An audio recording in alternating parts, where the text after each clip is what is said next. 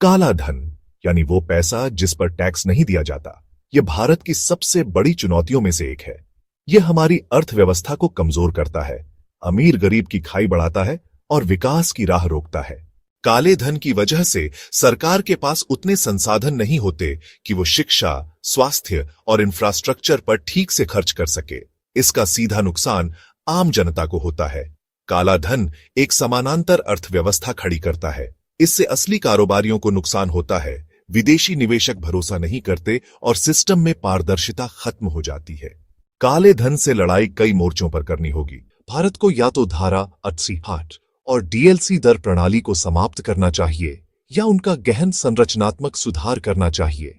कई बार असली लेन देन सिर्फ कागजी कमी के कारण काला धन मान लिया जाता है। अगर इन धाराओं में सुधार हो तो घरेलू पूंजी बाहर आएगी और स्टार्टअप्स को बढ़ावा मिलेगा। जमीन जायदाद का कारोबार काले धन का सबसे बड़ा अड्डा है। लगभग 30% प्रॉपर्टी डील नकद और अनअकाउंटेड पैसे से होती है। यदि संपत्ति लेन देन को वास्तविक बाजार मूल्य पर दर्ज करने का नियम लागू हो और रजिस्ट्रारों को अवास्तविक मूल्यांकन पर प्रश्न उठाने का अधिकार मिले तो रियल एस्टेट में काले धन का प्रवाह काफी घट जाएगा।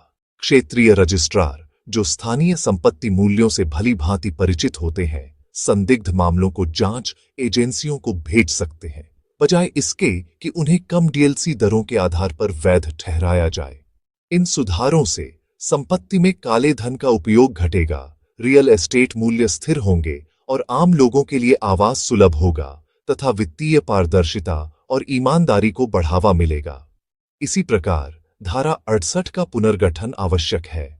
कर अधिकारियों को गंभीर अनियमितताओं पर कार्रवाई का अधिकार हो, पर उन्हें मामूली या तकनीकी त्रुटियों पर करदाताओं को परेशान करने से रोका जाए। उनका ध्यान केवल आय आधारित कराधान पर होना चाहिए, न कि प्रत्येक जमा राशि की जांच पर। काला धन सिर्फ आर्थिक समस्या नहीं, बल्कि व्यवस्था की बीमारी है।